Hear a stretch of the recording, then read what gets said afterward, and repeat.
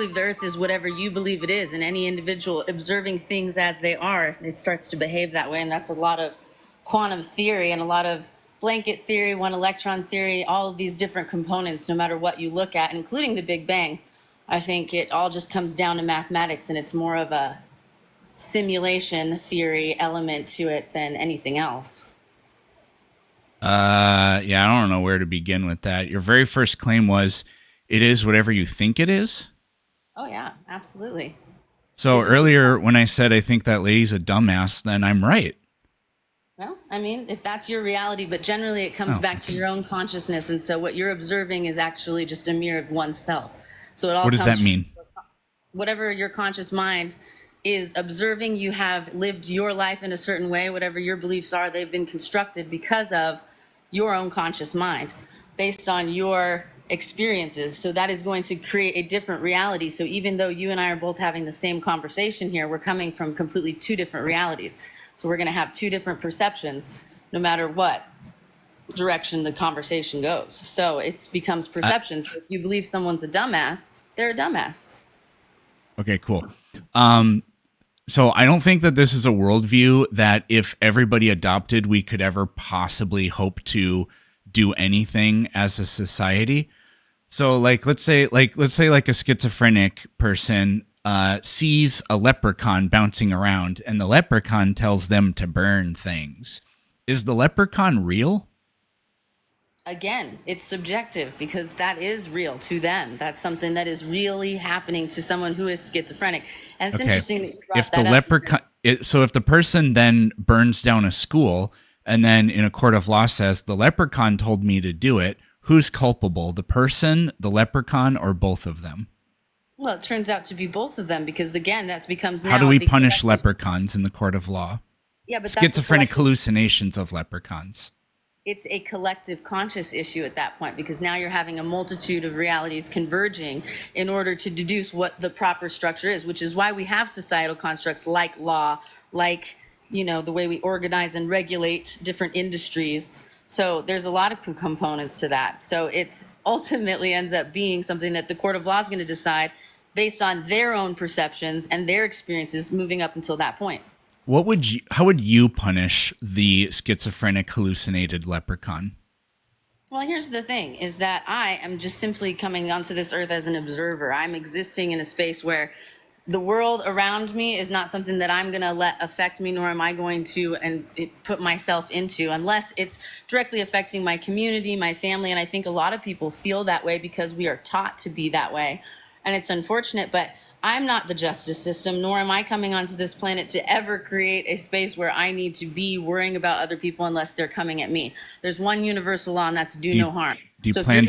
Would you like to have a family at some point? I'm actually currently pregnant. Okay, so if your child starts having hallucinations of a leprechaun that tells it to burn things, what's going to be your approach with that? Education, going to professionals that study these types of things, the collective conscious, going to a place where people are looking at these things. I actually have a schizophrenic brother, so that's why different things exist. So are you going to deny their reality then? No, I'm not. I'm going to work towards finding a way to get them to a place where they're safe and not able to harm themselves or anyone else. But it sounds like you were going to seek out professional therapy and things like that in order to get this child to realize, no, there actually isn't a leprechaun telling you to burn things. No, you're getting to a place where you understand why you think that and where that's coming from. Yeah, because they're schizophrenic, so maybe they should be medicated.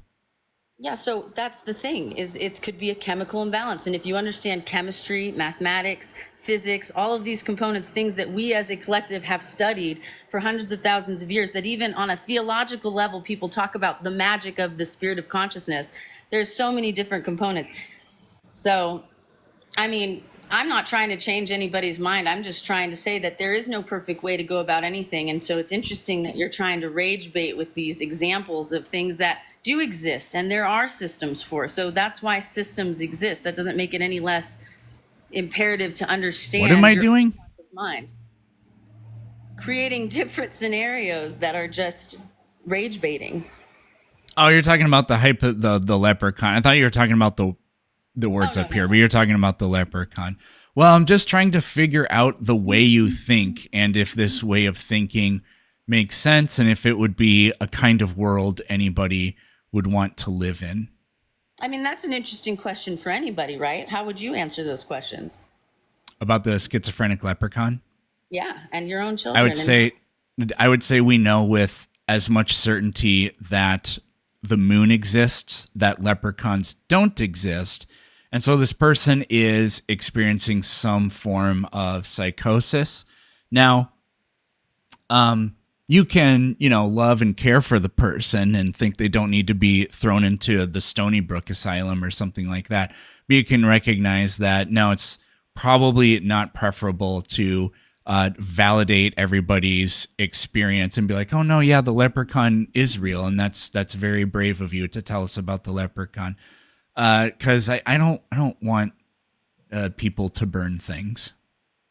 well, I think that the approach is not that. It's, why did the break of consciousness happen? Where did the switch happen where they're no longer in this dimension and they're hallucinating things that are harmful? And usually that comes from a place of trauma, emotional harm, things that happened to them as children, whatever the case may be. And I know from experience because my brother, who we adopted, was abused as a child and then at 18 had a psychotic break and then started having bizarre thoughts and things of that nature. So, there are things that we do know to be true based on biological, chemical, and mathematical things we've studied, that we know what is a baseline of normality, but everything is a spectrum at the end of the day. So, there are ways to go about it so that society is protected and the people you love can still feel supported, because, the people that are the hardest to love are usually the ones that need it the most. So, regardless of whether there is a God or not, there are energies that exist, good and bad, and, thought processes that can lead us to things that would be perceived as negative. But unfortunately, in the world, negative and positive have to exist, because if one didn't, the other wouldn't either. So, and it would just be this net neutral nothing of no movement, no frequency. Emotions are just energy in motion. So there's just so many different pieces to that. Yeah, I guess that's one way of putting it. So do you think God exists? I think that God is a charged word. I think that the universe exists. I think that consciousness exists. I think that people have been trying to explain why we're here and the magic things that happen while we're here that are inexplicable. And call it God, call it universe, call it energy, whatever you want to call it, it exists. Now, do I think it's a man sitting in a sky? Absolutely not. Do I think that man-made religions are trying to help us lead us to a place of peace through all of the suffering? Absolutely. Do I think that you need religion? Absolutely not. That's, very, very, very little word for such a big concept, especially when you really start looking at the balance and order of everything. I mean, just the plants and animals that exist in order to create certain chemical things that are off-put, like nitrogen and phosphorus into the soil so things can grow. Like, it's all connected and it's all for a purpose, and it's symbiotic. So call that God, call it coincidence, call it math. It's pretty magic. Do you think the earth is flat? No, I do not think the earth is flat. Well, that's good. So, what's your thing? Are you like a consciousness guru or something? No, I'm in compliance. I work in regulation. I don't know what that means. You don't have to tell me if you don't feel like it. Just cannabis compliance. I do licensing and auditing and just rules for business. Did you say cannabis compliance? Oh, interesting. Okay. What do you want to talk about? Oh, I mean, I just thought it was interesting. All I wanted to talk about was anytime I feel, and this is just my opinion and nobody has to even listen to it, but anytime anybody is calling names, especially when trying to have an intellectual conversation, it just kind of takes away some of the credence of the message that's being put out there. So that's all. Sometimes that does happen, but sometimes what you have to keep in mind is that it's really, really funny, and sometimes they deserve it. Yeah, I guess context, but yeah, I don't know. That's not the way to get anybody to start thinking, in my opinion. So I just like to take a road of education, and people don't know what they don't know. We're all just blank pieces of paper when we come here, and we're only know the things that we're taught, that we're, exposed to. So in order to grow the mind, you have to not only have an open mind yourself, but also be patient with those that might be perceived as stupid. I think I probably agree with all of that. Man, I don't know what to ask because you've said so many things. And a lot of it was kind of hard to follow, not going to lie. Well, there's some really cool books by Ivan Antic about the physics of consciousness that make it really fun and just an interesting thing to deep dive. And it might lead you into some more fun quantum theories and things like the Big Bang. And especially with all the things that are going on with AI, there's a lot of really neat things happening just within our lifetime. So, I mean, I think that it's worth exploring. Science is fun. Fuck around and find out. That's really all one can do as an observer. Yeah, I mean, I think all these quantum conscious people have like literally no idea what they're talking about. They tend to have like zero background in any kind of science for the most part. They're physicists. What's that? They have usually or have degrees in physics, or they're usually physicists. Do you know any? Personally, no, but the books that I read, they are certified. Well, that's what I meant. I know. Wouldn't it be interesting? I have not met a physicist. That's fascinating. No, I meant I didn't mean have you personally met them. I just meant could you give me an example of one of the people that wrote one of the books that you've heard of or whatever? Oh, well, Ivan Antic is my favorite. And then there's gosh, I don't know. I could have to go and scroll my stuff on, but no, not off the top of my head. Ivan Antic was a Serbian architect. Well, there's also like everybody, the Stephen Hawking, any books by him. There's also people who dabble in magic, like Crowley. There's a multitude of things that talk about the same concepts with different words. You think magic is real? Oh, absolutely. Are you kidding me? What is magic? The inexplicable, the amazing things, the serendipity, the fact that women can create life through their gut. Like there's so much magic that exists. But we know scientifically how that happens. Okay, well then explain how the life happens. Explain how the personality happens. How? Well, what do you want me specifically to explain? Animating factors, like what you're like a meat suit. You're literally minerals and water, and like you're electrified and you're animated and you're talking to me right now. How do you not think that that's magic? Because because magic, like by definition, is supernatural, and I don't believe in the supernatural. Now there are things about organisms like us that we don't have a complete understanding of them, like consciousness. But we do have a merely physicalist understanding of a huge amount of them. Like I'm actually reading a book about the biological roots of crime, and it talks about people like Phineas Gage and some others who part of their frontal lobe was destroyed, and in some of them their behavior was radically changed. So if consciousness is this magical thing, and the reason we have consciousness can't be reduced to just the fact that we have brains, then why is our consciousness affected when the brain is affected? That actually doesn't follow. It follows from a purely materialistic, like scientific, less fun model and understanding of things, but that model is pretty robust. I don't know much, but I do know that when the brain makes decisions, it fires electric signals throughout your body. So if it got damaged in certain places, it wouldn't be able to fire those signals the same way. So, I mean, that makes sense scientifically for sure, but it's still magic, the fact that you have this little fat thing in your brain that's sending electric signals throughout your body. And you can eat plants that alter the way that your brain works, and that you can, even with the whole cannabis or thing. Smoke them. Yeah, Um, exactly. How is that not but magic? well, because if it were magic, it would be inexplicable. But it is splicable. We don't have an entire splikification of the whole thing, but we have a I would say a very excellent base of splick here. I like that. Yeah, I mean, and that's the thing, and that's what's cool about people coming together collectively to study things and looking for patterns, and why it's so important, and why people write stories in order to reveal these patterns and use analogies.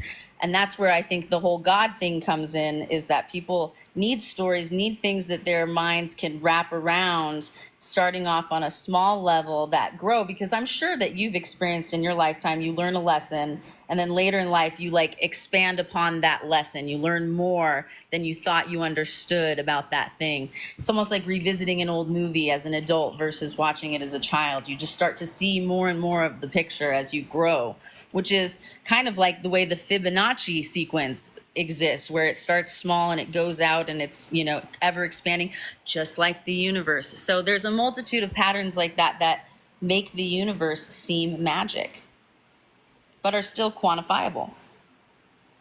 Yeah, I mean the illusion. I mean, it just kind of sounds like you're saying there's this illusion of magic in a lot of things, but also magic is just what we don't know yet. But if I grant that, then I think that betrays what magic is really supposed to be, because I don't know, 500 years ago the weather was almost entirely unexplainable, but today we know how to explain weather phenomena. So they never were magic.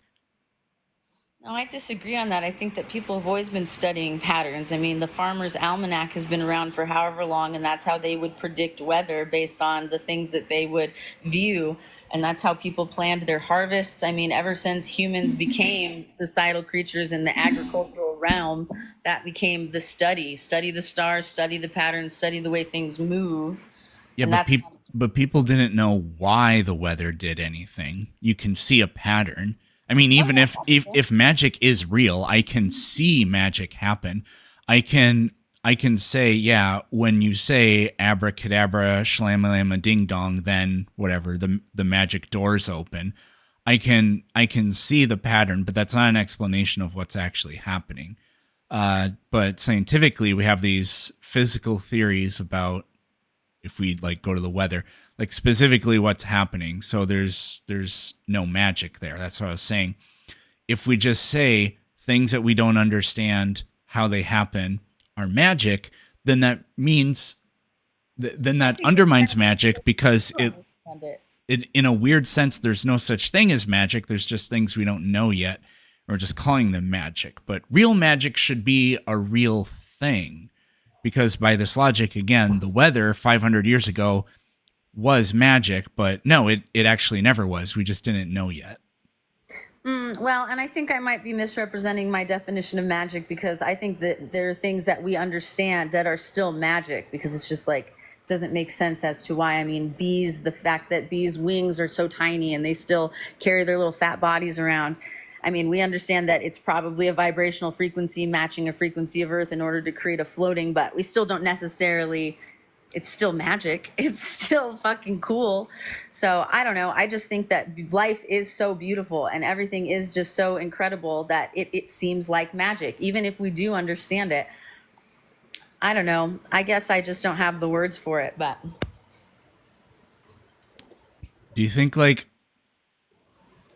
crystals can heal and protect you?